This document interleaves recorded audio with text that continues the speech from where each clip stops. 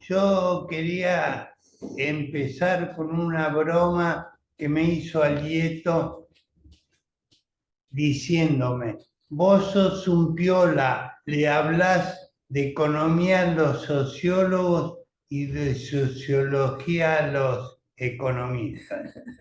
Y tuvo razón porque ahora hay una introducción a las ciencias sociales que se hace en la Universidad de Itela. No voy a dar el nombre de quien la hizo, que son 2 años de ciencias sociales, porque las ciencias sociales son una y la misma cosa. Listo. Muy bien. Bueno, arrancamos en la versión 2024 de Acá mi Sociedad y el primer invitado, verdadero lujo, es Alieto Guadagni, quien aclaro que no es miembro de la Academia de Ciencias Económicas, lo cual agrego es lamentable para la academia, no sé si para la academia.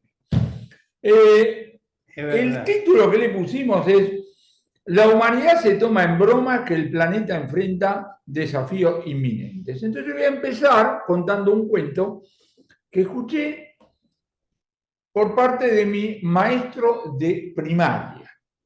Una reunión de científicos y un tipo presenta una monografía y dice, según mis cálculos, la humanidad va a estallar dentro de 5 millones de años.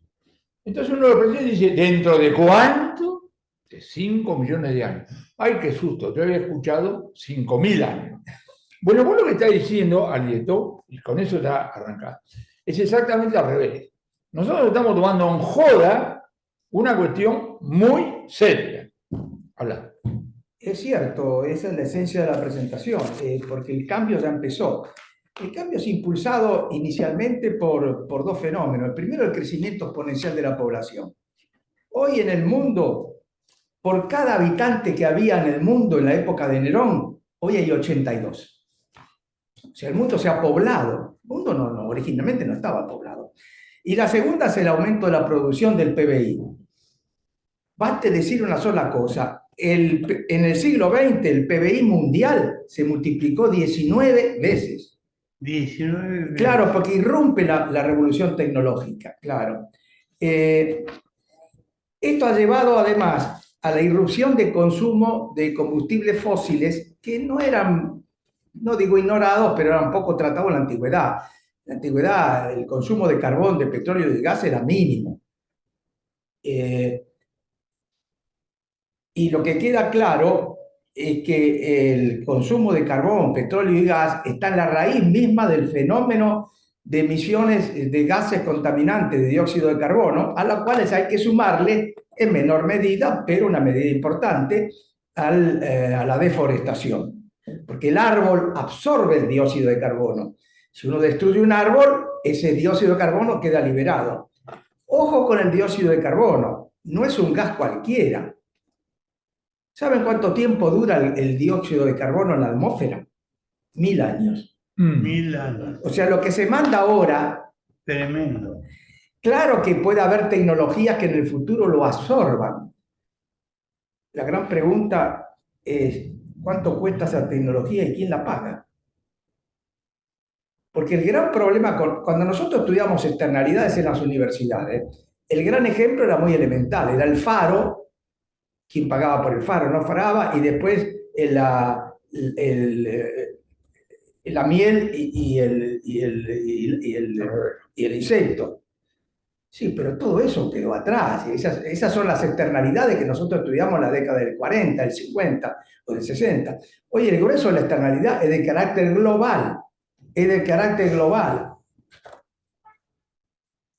El efecto, por más que ocurra si se deforesta en la zona andina, va a tener un efecto sobre el clima en China o en Japón.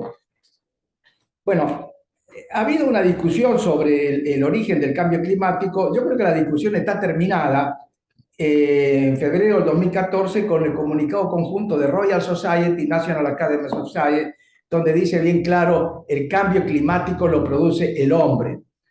Por eso nuestro presidente, cuando ahora en Miami dijo que el cambio climático fue producido en la antigüedad por la naturaleza, es cierto, pero la mitad de la verdad. Eso ocurrió hace más de 1 millón de años. Hoy las emisiones no son fruto de la naturaleza, sino son fruto... Perdón, Alieto, Sí. para tenerlo claro. Hablaste del presidente actual, de Milei. Sí. Él dijo eso, no lo había registrado. Cuando dio la conferencia en la sede de la filial del Partido Conservador en Miami. Ok, Bueno, los asesores de él niegan el cambio climático, ¿no? En realidad es peor, porque niegan las externalidades. Claro, sí. Entonces ahí cae el cambio, como podría ser la producción de juguete o Sí, el sí. mal olor que produce la fábrica Guereño cerca de donde yo vivía en Liniers. Sí, sí. Entonces, ¿viste? Sí. Bueno, lo cual es un subproducto de o leer mal a Hayek o agarrar la escuela austríaca como si fuera un catecismo. No, así es, así es. Sí. Bueno, vamos a las evidencias. Este año salieron ya en el mes de enero documentos muy importantes. El primero es de la Organización Mundial de Comercio, que dice, lo voy a leer porque vale la pena leerlo. Los recientes eventos climáticos se tratan del nuevo ejemplo patente de que las actividades humanas están provocando cambios a escala planetaria en la Tierra, en el océano y en la atmósfera. O sea, esto está dicho con bien claridad. El hombre es responsable del cambio climático. Esto lo dijo en el documento de la Organización Mundial Meteorológica de enero del 2024. Lo completa con una frase muy importante. Dice, estamos empujando al planeta a un nuevo territorio desconocido.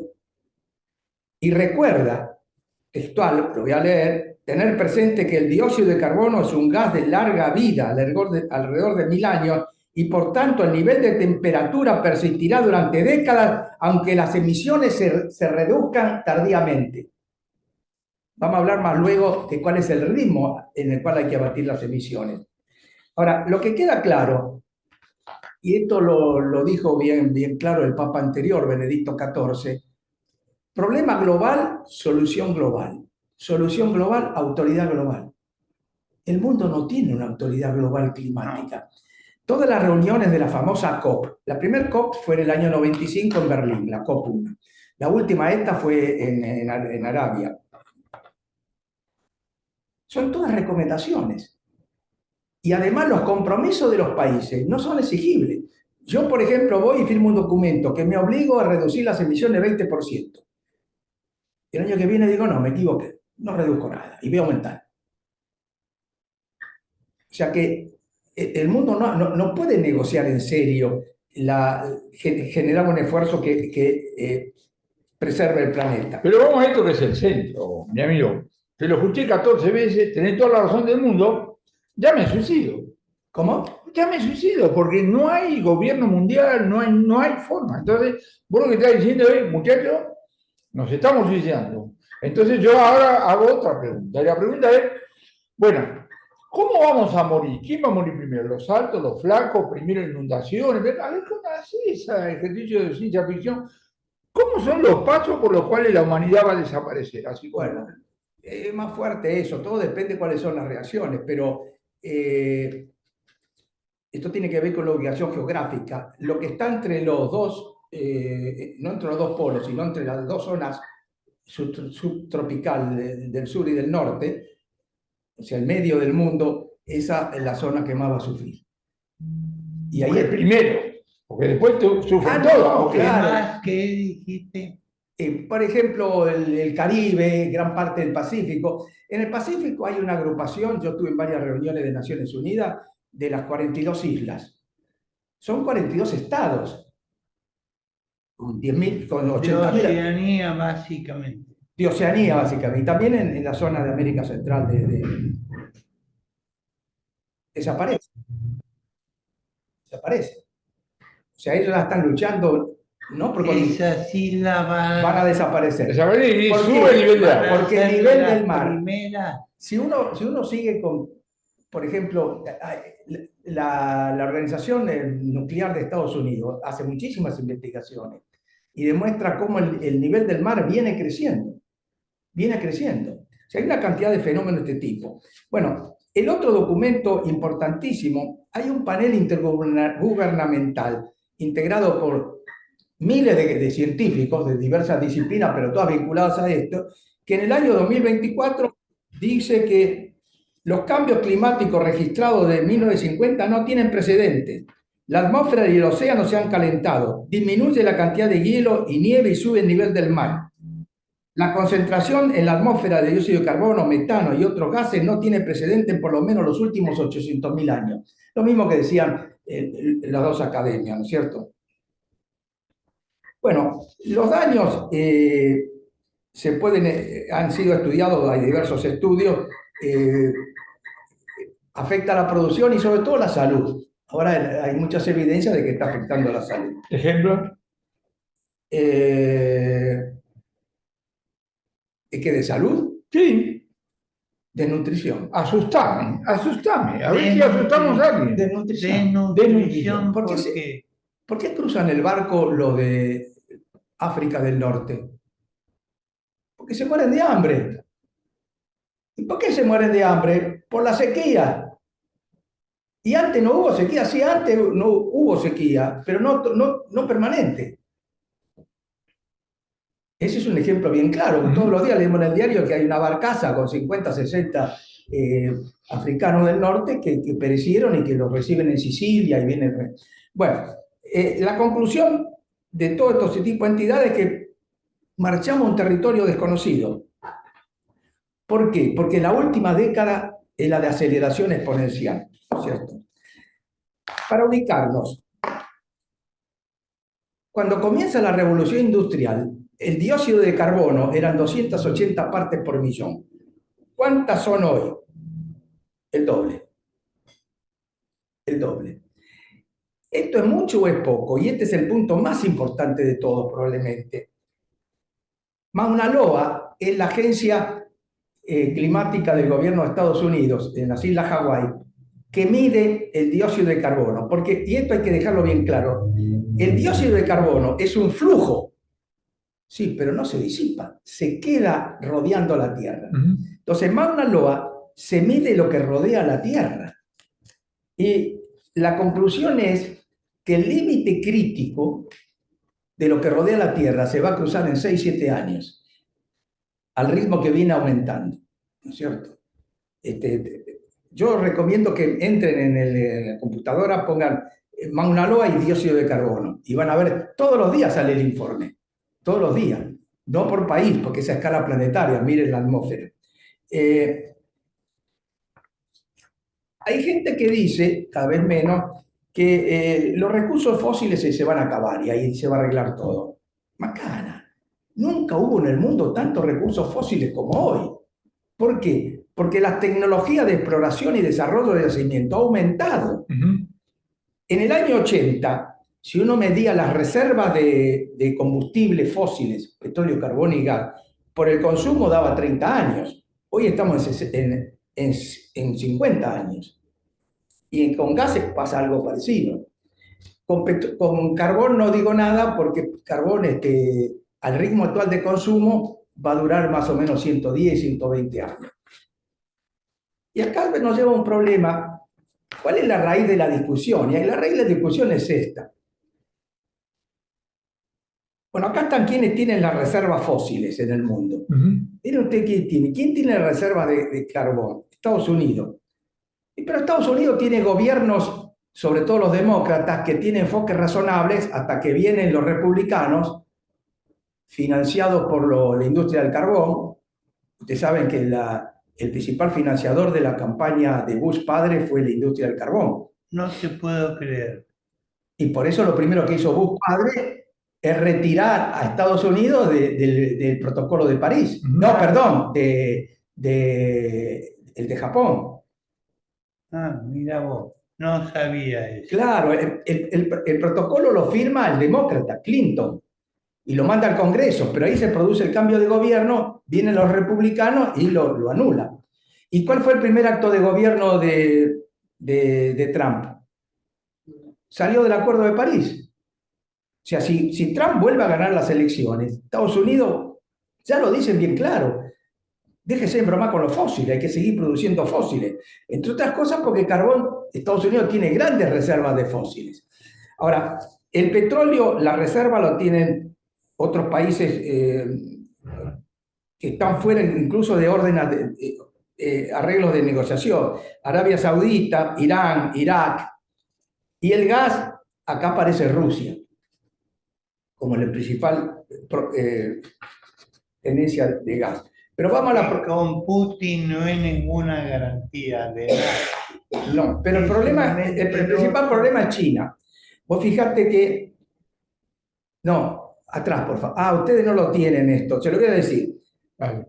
China produce la mitad del carbón del mundo. La India produce 10%, Indonesia el 7%. Quiere decir que estos tres países asiáticos, 2/3. 2/3. Claro. Ahora, ¿cómo se convence a China y a la India y a Indonesia que renuncien a la explotación de un recurso que tienen? Bueno, ciertamente no diciéndole, mirá que van a desaparecer 42 islas, te imaginas, los chinos, los indios. Entonces, mirá que se te va a inundar la muralla china, no sé, va a desaparecer Shanghái, algo así. ¿Qué puede llevar a un tipo y decir, che, muchacho? Y una vez que hago esa pregunta, viene la segunda, ponele que algo impacta realmente un día y dice, bueno, basta. Y vos decís, sí, flaco, basta, pero ¿qué hace el indicador reactivo? Los economistas dieron la verdad. Cuando una externalidad es negativa, ¿cuál es la clave? Internalizarla. ¿Y cómo se internaliza una externalidad? Con un impuesto. Esto no lo digo yo, esto el Fondo Monetario tiene centenares de estudios demostrando, como incluso daban la cifra, por ejemplo, 14, 15 dólares el barril de petróleo, cosas. Impuestos a la producción o al consumo, eso es una discusión, pero de cualquier impuesto a los fósiles, al carbón, al petróleo y al gas. Ah, pero va a subir la presión tributaria. No, puede bajar los impuestos al trabajo. Claro. Pero claramente aquí hay ganadores y perdedores. Obvio. ¿Por qué hay ganadores y perdedores? Porque cuando uno discute la producción de los fósiles, tiene que prestar atención al stock. Entonces, en los activos de una empresa petrolera, gasífera o carbonera, se cuenta lo que se cuenta en cualquier otra empresa, que es la parte de la producción, pero además las reservas. Entonces, una política que preserve el medio ambiente liquida el valor económico de las reservas. ¿Saben cuánta plata son esas reservas? No son cifras mías, son de una agencia internacional. 2/3 del PBI mundial. Es el stock, ¿no? Comparado con 2/3 del PBI mundial. De un año. Claro, claro. Bueno, el caso que carbón, la India lidera, China, la India, Indonesia lideran la producción de carbón. Petróleo, el principal productor mundial de petróleo es Estados Unidos.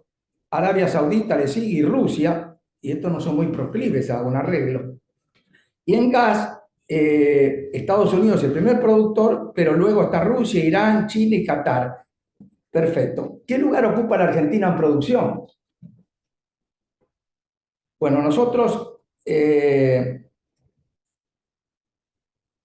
estamos en el lugar 18 y en el lugar 20 en petróleo y en gas, ¿no es cierto? La producción de gas de Argentina no representa más de 1 o 2% de la producción mundial. Y acá viene un punto, hay una diferencia entre reservas y producción. Reservas son activos técnicamente factibles y económicamente rentables. Si no son recursos. Si uno encuentra una mina en la cima de la montaña, dice, bueno, eso vale $1 millón. Sí, no. ¿Cuánto cuesta bajarla? Claro. Entonces, la Argentina no tiene reservas. Tiene recursos. Para las reservas tienen que pasar por el por la bolsa de Nueva York. Tienen que estar los balances, tienen que pasar por la bolsa de Nueva York. Bueno, para ir sintetizando, ¿dónde está la madre del borrego hoy? De las emisiones contaminantes, el 44% las produce el carbón, el 34% el petróleo y el gas el 22%. El gas es el que menos contamina por unidad de producto. Pero también contamina. Y acá nos lleva a un punto muy serio, ya lo voy a explicar. Pero primero, que usted acaba de indicar acá. Veamos la gravedad del problema. ¿Cuánto emitíamos en el año 2000?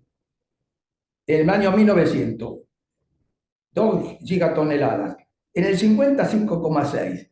En el 2000, 24,5. El año pasado, 37,4. ¿Se dan cuenta del ritmo de aumento? Y esto tiene que ver con la industrialización, la industria automotriz, el aumento de nivel de vida. Bueno. Pero Alieto, pará, no me quiero suicidar hoy anoche. Quedan algunos partidos del Club Lesalle, todavía tengo que ver ese. Sí. Pero vos sos un tipo práctico. Imagíname un mecanismo por el cual alguien que tiene proceso de cero dice, che, dejémonos de joder. ¿Qué puede ser eso? Es interesante.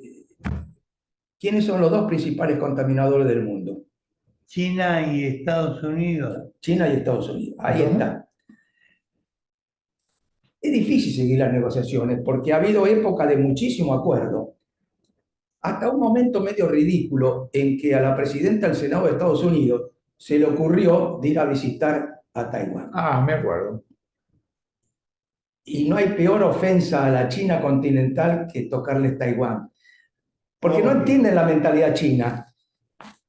¿Cuántos años hace que existe Taiwán? 70 años, Chiang Kai-shek.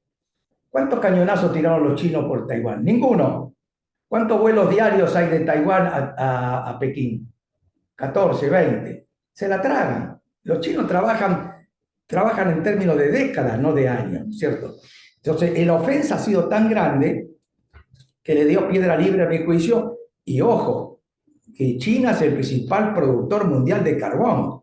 La mitad del carbón del mundo lo produce China. Y este es el punto, que las negociaciones no... Hubo algunos presidentes americanos que avanzaron bastante, ¿no es cierto? Pero en este momento es de retroceso, ¿no es cierto? Obama aumentó. Obama sí, Obama estuvo en la reunión de Europa, sí, claro que sí. Pero hoy China y la India hoy emiten el 42% del total. Y Occidente solamente emiten 19%.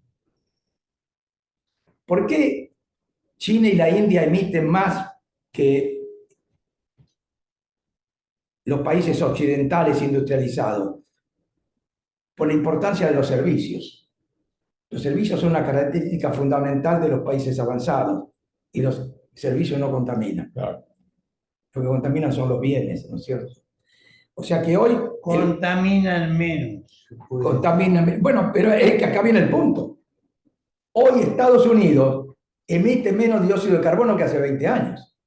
Ah, no sabía. Claro, le cambió la estructura sectorial de la producción. Sí, claro. No, y además Estados Unidos, con las buenas o con las malas, ha hecho muchos esfuerzos, ¿no es cierto? Bueno, ya le dije algo de Mauna Loa.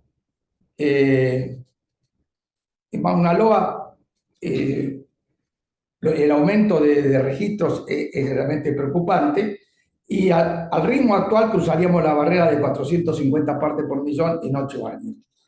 Bueno, para ir terminando, ¿dónde está la solución?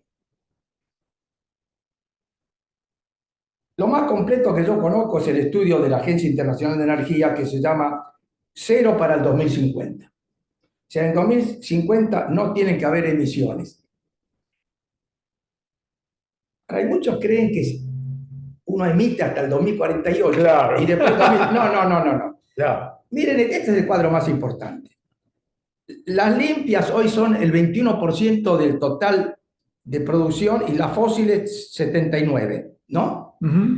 Bueno, tenemos que llegar en el 2050 que las limpias sean 77 y las fósiles caigan a 23, pero que ya tengan transformaciones que hagan emitir menos. Pero en el 2030, o sea, pasado mañana, las fósiles tienen que caer 30%.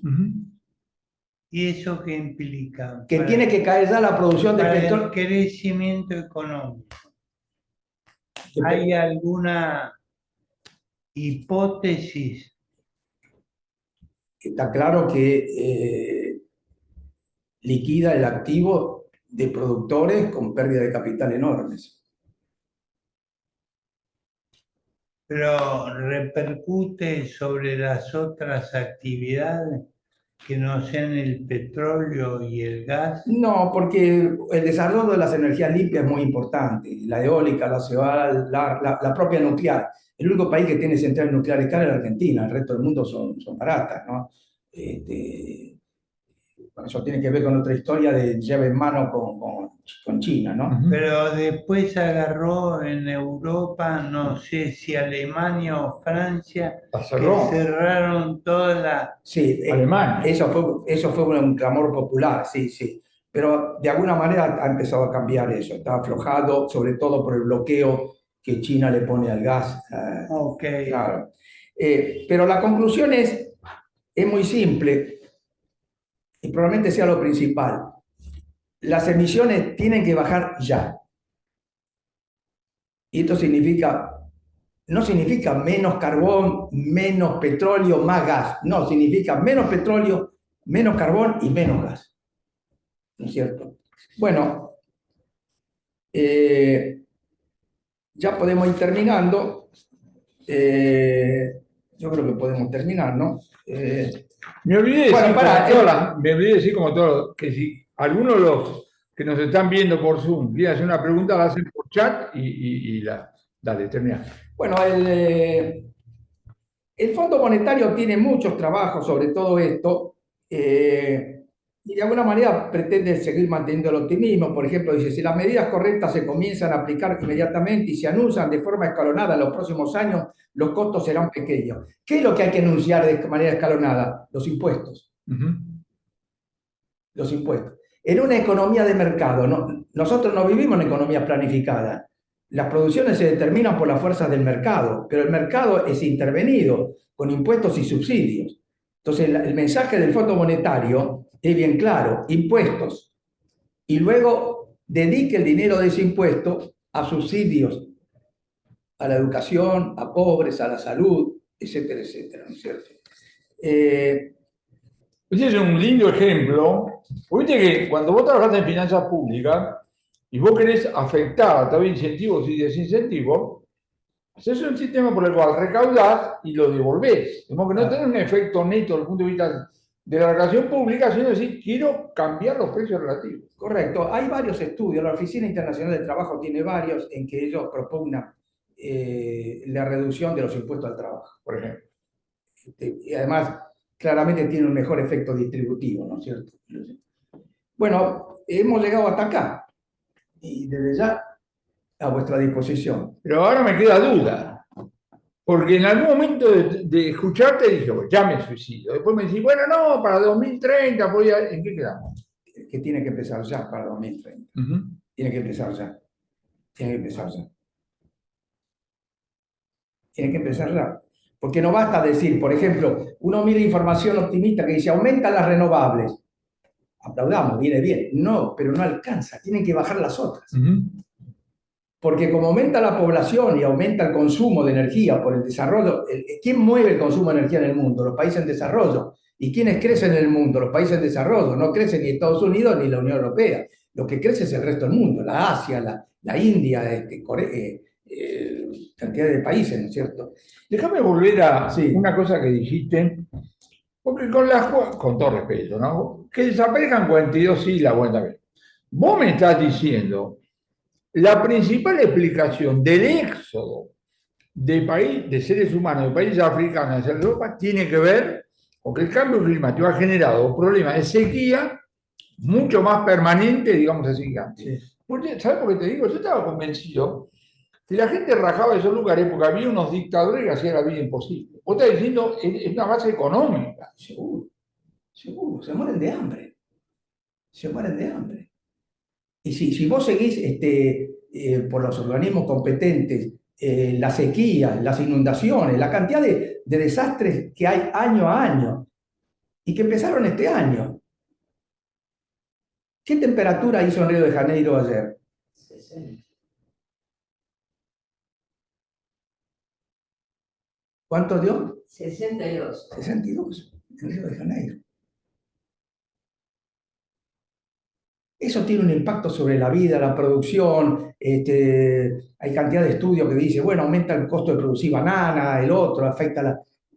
Porque toda la naturaleza se ve sometida a un hecho externo que la golpea. Claro. Y no tiene cómo protegerse, ¿no es cierto? Perdón, Alberto Porto le dice, muy interesante como siempre, Guaraní. ¿Qué hacer?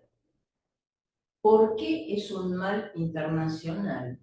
Y como decía Kierkegaard, es que no hay un gobierno que provea los bienes y males internacionales. ¿Qué hacer? Y bueno, tratar de que los acuerdos internacionales tengan valor imperativo, sean acuerdos de cumplimiento efectivo y no de promesas incumplidas. La última reunión, si uno mira las reuniones internacionales, se disipan todas, no hay compromisos efectivos, no hay compromisos efectivos. Ahora, Y cuando se toman el trabajo de seguir, esto lo publica Naciones Unidas, cuál es el horizonte de emisiones según lo que los países dicen que van a hacer, es un exponencial, saltan las emisiones muchísimo, ¿no es cierto? ahora, típica argentina la pregunta. Ya que estamos abajo de la zona subtropical, ¿puede aparecer alguien? Si puede aparecer, es conjetura, ¿no? Que diga, no me importa el calentamiento global porque a mí no me va a tocar.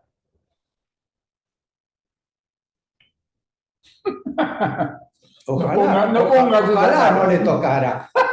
Ojalá no le tocara. Pues ese es un punto, porque vos me decís, mirá, China, India, y estamos lejos aquí, esto, contame. Yo no, pero ¿y a vos acá no te toca nada? No, vos no tenés sequía, vos no tenés incendios, vos no tenés elevación del nivel del mar, del río.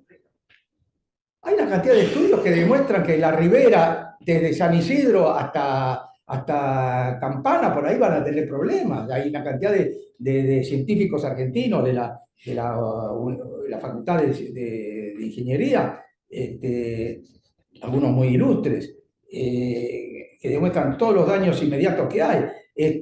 Los problemas de agua. Mira, cuando yo estaba en el Banco Mundial, un día apareció un señor con 20 fotos. Era un peruano. Eran 20 fotos tomadas el mismo día, en la misma hora, en los últimos 20 años.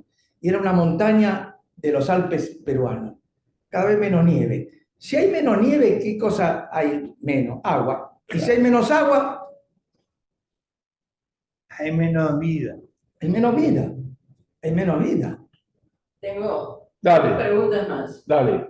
Una de Mariana Contegral, que dice, dado los problemas de aceptación de los impuestos al carbono y las dificultades de diseño de los derechos comerciables de emisión, como el europeo, ¿piensa que los mercados voluntarios de créditos de carbono puede ser una parte de la solución? Ojalá fuera. Ojalá, un cordial saludo a ella. Ojalá fuera. El motor humano es el lucro. Es el lucro. Yo no conozco a nadie que pague graciosamente un impuesto que no sea forzoso, ¿no es cierto? Ojalá fuera así. Porque el primer esquema de estos famosos bonos verdes y demás exigía alguien que por otro lado estuviera reduciendo. Yo cuando estaba en el Banco Mundial hice, no una inspección, pero fui a ver una central hidroeléctrica chilena en los Alpes, perdón, en los Andes, y cómo se llevaba el control de la energía hidroeléctrica que producía, tenía bonificación de quienes estaban obligados a reducir las emisiones en Europa. En realidad, quien está tomándose más en serio en esto es la Unión Europea. La Unión Europea hace avances, sobre todo porque no hay que mirarlo solamente desde el punto de vista de la oferta, hay que mirarlo de la demanda. Por ejemplo, un país que desarrolla ferrocarriles va a contaminar menos que un país que desarrolla los camiones. Claro. El camión contamina 20 veces más que el ferrocarril. Por eso yo a veces digo, con cierto sentido jocoso, que la desgracia nuestra es que este muchacho, el camionero, se fue a ferrocarril. Si fuera ferrocarril tendríamos una red ferroviaria Claro. ¿no es cierto? Que no contamina. Contamina la 20ª parte, ¿no es cierto? Y después tiene otro problema, que es la falta del Estado regulador. ¿Por qué la industria automotriz, por qué los coches argentinos consumen más combustible que los japoneses y que los europeos? ¿Qué es el mercado eso? ¿Qué mercado? Son las regulaciones técnicas. Entonces, el mercado no necesariamente te lleva al bien común y a un cierto óptimo. Cuando aparece externalidades no funciona así. El mercado tiene que ser ayudado, empujado y corregido. Pará, a ver si entiendo bien. Vos dijiste, en el mercado de títulos de carbono, Sí, sí. el que contamina compra, pero tiene que tener la contrapartida privada del otro lado. Claro.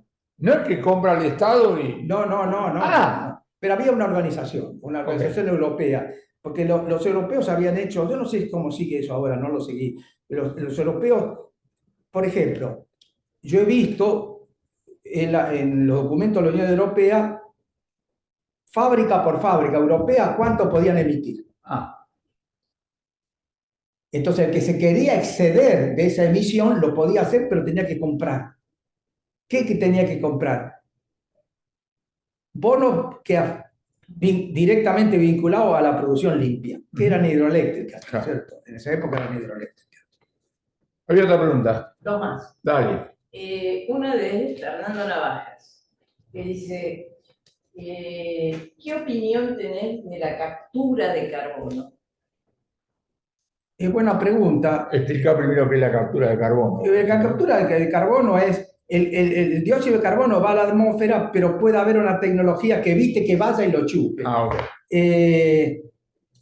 Yo no estoy en condiciones de contestar porque son preguntas muy técnicas y hay que seguir los estudios técnicos. La gran pregunta es quién lo paga. Si no hay ninguna regulación... Lo paga el crecimiento de la economía. Sí, pero el crecimiento de la economía es de todos. Claro. Pero captura y almacenaje puede andar, pero no creo que sea una solución total, ¿no es cierto? ¿La otra? Otra más. Rinaldo Colomé.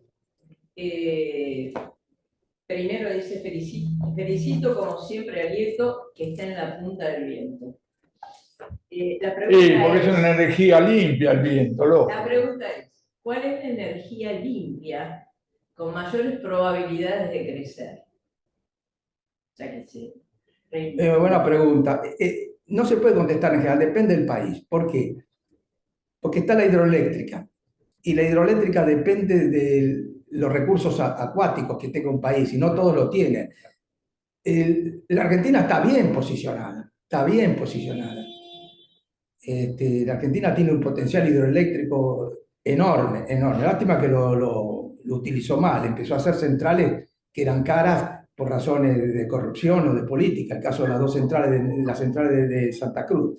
Pero la respuesta es la hidroeléctrica, la solar, la eólica. La nuclear hay que mirarla con cuidado. Lo que pasa es que todas estas preguntas requieren muchos estudios técnicos, ¿no es cierto? Porque además, porque la realidad va cambiando, por ahí aparece un avance tecnológico, ¿no es cierto? Ahora, me da la impresión de que si usted no logra corregir, internalizar la externalidad, con un impuesto cruzado con un subsidio o una reducción de impuestos, le va a ser muy difícil. Claro. Le va a ser muy difícil. ¿Puedo ser yo? Dale. Hay muchos países donde, sobre todo los europeos, tienen un costo menor los vehículos, cualquier tipo de vehículo que sea de características Sí. híbridos, electrónicos Sí, o sí. y/o Sí, de nuevas sí, tecnologías. sí. Eso es una ventaja para el consumidor y es una ventaja Sí. también para el quien produce. ¿Por qué no se puede hacer una ecuación de ese orden para hacer la reversión? ¿En dónde? En las otras, o sea, todo aquello que provoque.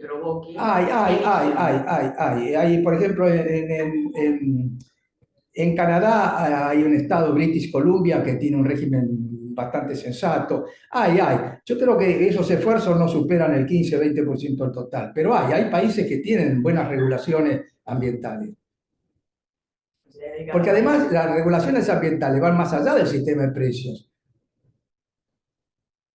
Si usted se quiere hacer una casa en Berlín, la casa no tiene que tener el mínimo, el diseño de la casa tiene que ser consistente con el mínimo consumo de energía.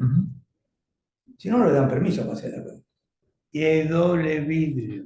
Claro, hay un montón de... Lo que pasa es que acá viene la famosa dicotomía. Cada vez que se enfrenta un interés particular concreto con un interés colectivo difuso, se requiere un Estado muy eficaz para esto, ¿no? Nuevamente, Dale. Fernando Navajas. ¿Cómo organizarías hoy un mercado mayorista eléctrico con despacho eficiente, con tecnologías limpias que tienen cero costo marginal? Te reís, ¿eh? Dígale que la dé en la conferencia. Ya lo vamos a invitar. Dígale que dé la conferencia. Los principios básicos son los mismos. Claro. La tarifa tiene que cubrir los costos. Los costos son costos monetarios y costos externalidades. Hablar de la implementación son palabras mayores. Sobre todo por la Argentina, que tiene una legislación muy confusa, ¿no es cierto? Invítelo a hablar a él. Claro, lo vamos a traer. Bueno, para cerrar, ¿querés decir algo? No. Alito, un lujo como de costumbre. Bueno, gracias. No nos ha sorprendido, esperábamos de todo. Recuerdo lo siguiente. La tesis doctoral de Alito Guadagni, el año 65, ¿verdad? Sí. 65, era la estructura tarifaria de SECBA. Sí. Estamos hablando de un momento donde ¿a quién le calentaba ese tipo de cosas? ¿Sí? Nadie. ¿A quién le calentaba? ¿Sabés de dónde me inspiré? De los franceses. De los franceses. La tarifa verde. La tarifa verde. Claro. La tarifa verde, los franceses. Ya se hablaba de tarifa Sí, verde en el 65. Sí, los franceses tenían una gran influencia, tenían una educación de ingenieros con un gran sesgo económico, ¿no es cierto?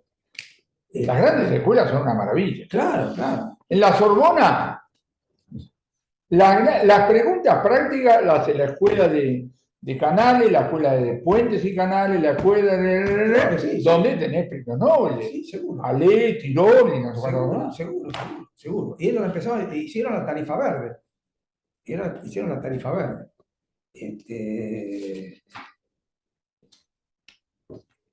La tarifa verde comenzaba por el principio de que no puede haber una tarifa plana, o sea que la electricidad tiene que estar, el precio de la electricidad tiene que estar vinculado a la demanda. En la hora de pico tiene que ser más bajo para evitar una demanda excesiva para las inversiones. Ese es el principio básico de la tarifa verde, ¿no? Sí, me acuerdo de esa tesis. Alito, te agradecemos muchísimo. Bueno. Y a ustedes nos vemos dentro de un mes, si Dios quiere.